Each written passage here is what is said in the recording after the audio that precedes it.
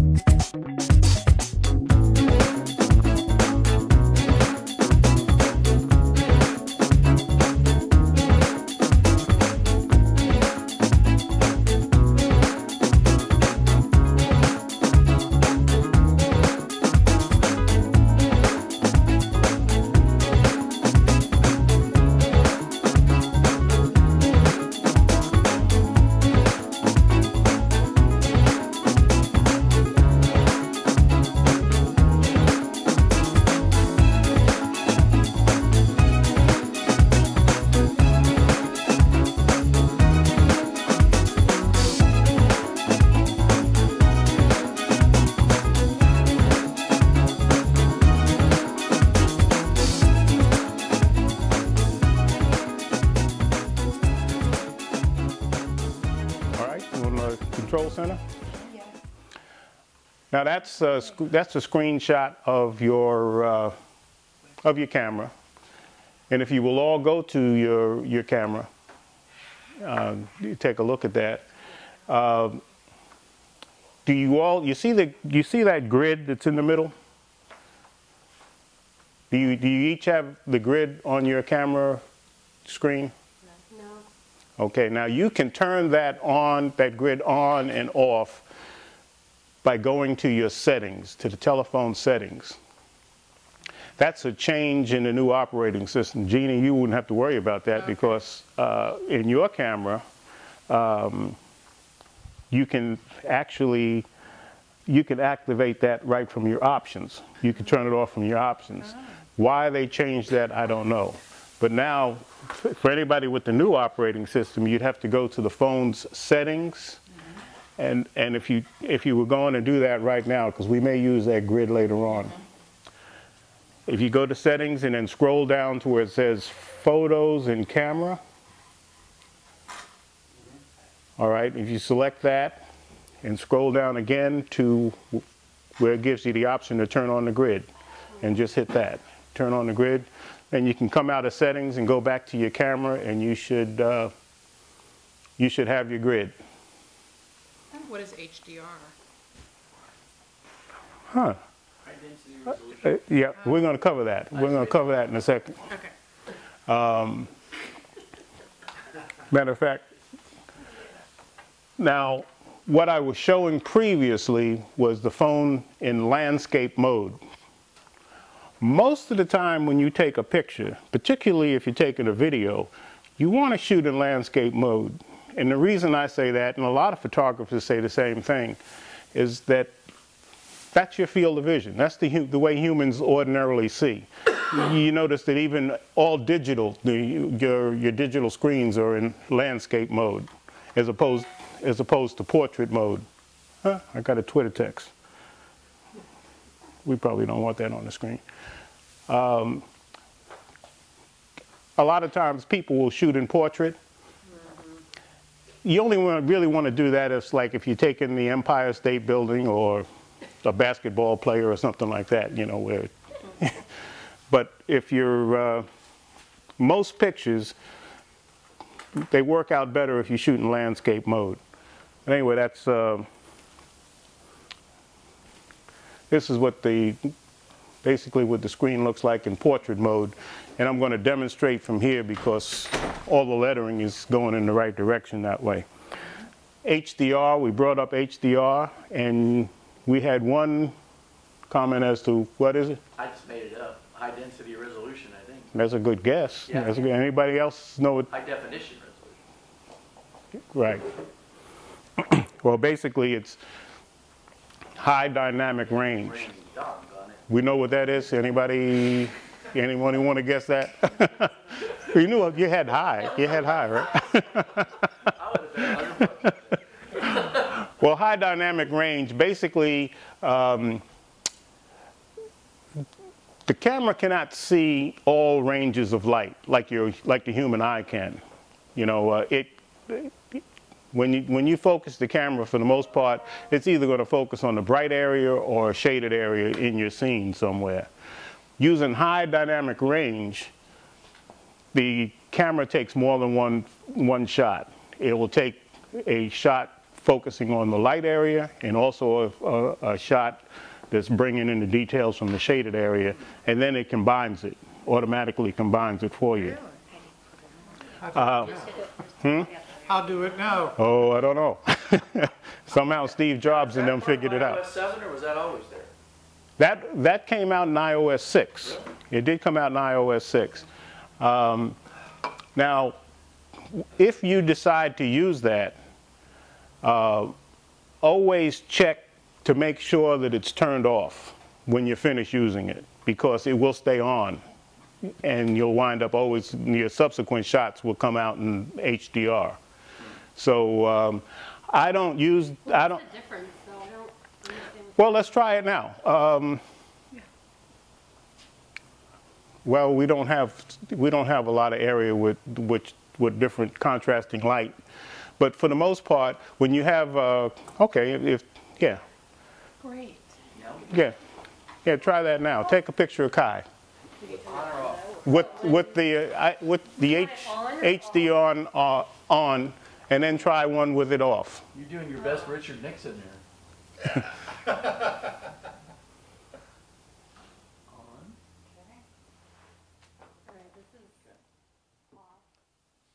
And then that last symbol down here at the bottom is filters.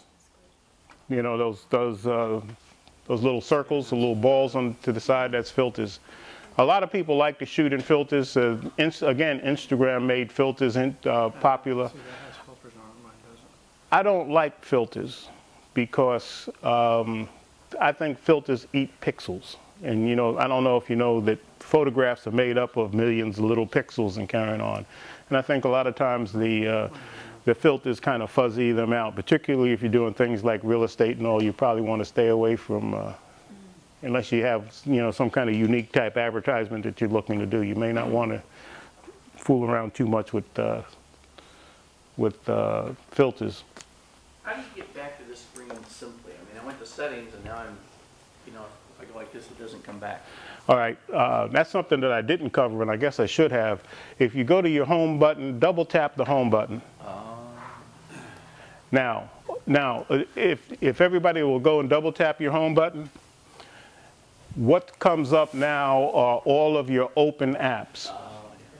Those are your open apps, and those are apps that are running in the background. And you can close those apps. You can either select it if you want to go back to one of the ones that you've used recently, or you can close it by swiping up. You swipe up on the card that's up over the app's icon. And the benefit of doing that is that, now that'll cut down an awful lot on your battery use and on some of your memory. Show me how to swipe. Mm-hmm. Yeah, if you would just put your finger on the contact and swipe up. Whoop, no, up. There we go. Yeah, it closes it out, so it's not running. See, it just goes up. Gotcha. There you go. And that closes it.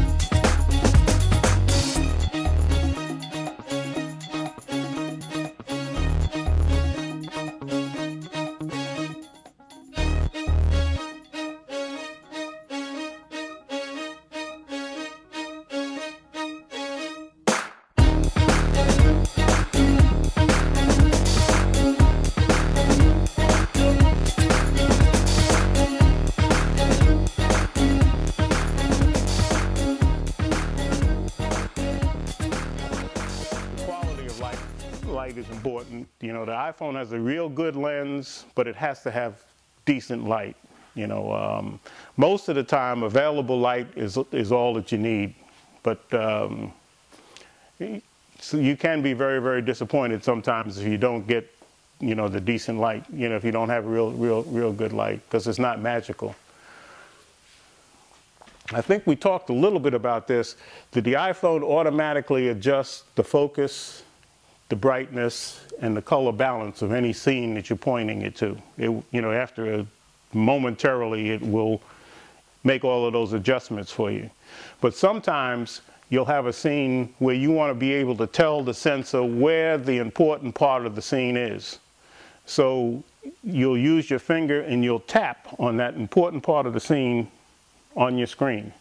You know, I think we did some of that with the Camera Plus app, but you can also do that with the native phone app, and it will focus and expose for that area.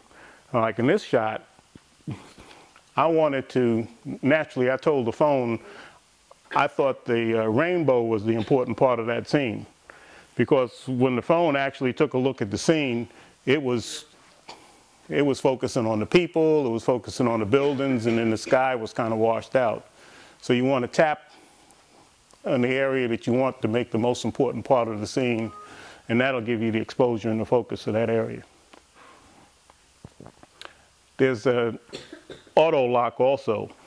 If you hold your finger in the area that you want to focus on or expose, if you hold it there momentarily, it will lock, and an AF lock will show up on your screen. If you want to try that, and all you have to do is just tap it again to release that. Different light angles, that has a lot to do with, you know, how, and you've probably taken a lot of pictures, and you know the different light angles will show up differently.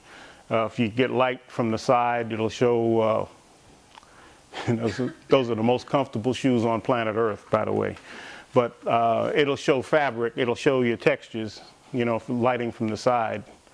Lighting directly on, when you have lighting directly on the subject, it can either bring out colors, you know, really enhance the colors, or it can wash them out. You know, just like those puzzle pieces in the middle there, they look like they're white because the light is so intense on it. But as you get away from the intensity of the light, they enhance the colors. So you want to be, you know, cognizant of that, just in terms of when you're dealing with the light with the camera. And then naturally a silhouette. You can tell that that picture was correctly exposed because the trees are exposed in the background. But quite naturally, the individual in the scene, there's so much light in the back, you got a silhouette. Now to handle, a lot of times to handle a silhouette such as that, you want to use some fill light. And you can use the fill light on the camera, which is generally not all of that good most of the time. Or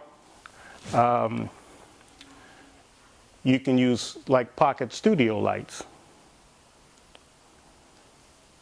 That's right. Yeah, and that you know, that will enhance, you know, anything from the background. You can use these lights in a lot of different, you know, a lot of different circumstances, not just for backlighted objects, but like you mentioned, it's pretty doggone bright. So sometimes it might, like we talked about earlier, it might wash out your scene. And in order to avoid it from washing out your scene, you can use a reflector. And you know, they even have pocket reflectors that most of the time you see me, it's odd to see me without a pair of pants on that don't have cargo pockets, because I generally have cargo pockets for all of the stuff that I have. But the reflector, and then you can reflect, you know, add light to a subject by reflecting off of this. Or if you don't want that much light, you can turn it around the other side, you know. But just, and this is just in case, you know, in situations like, you know, you say you want to do some crafting or whatever, you know, sometimes you'll have some small objects that you may not want to have light directly on, so you reflect off of it. You'd probably be able to use that an awful lot in real estate also, that type of thing. So did you use the light reflector in that picture? In which one? In the one that's up there? Oh no, on this picture right here? Yeah. No, that was just kind of shot straight out at the beach. Okay. Now available light. I like to shoot a lot in available light. That I went out to Flagler Beach. It was the, what do they call it? The blue moon, the full moon coming up, the blue moon coming up. So I wanted to take pictures of the blue moon. That's the only light I had was the moonlight. And then there was on the right side, my right shoulder, there was a little street light that was reflecting on those bushes over there. And that's what I got, the picture that I got from the native camera. And then I remembered I had on my phone an app called Nightcap. So I tried the Nightcap app, and then 30 seconds after that picture was taken, I took that picture with the Nightcap app. So it shoots virtually in the dark. My own eyes, with my eyes, I could not tell that there were people out on the beach or a lifeguard stand out on the beach. But the Nightcap app was able to see that. Yeah. What would you want to use to take pictures of fireworks at night? I have used the native camera. And I've had some decent pictures come out with the native camera. Yeah, the light's good from the fireworks. Right. I don't have any of them up here. We might be able to see some of them, but I've had good pictures.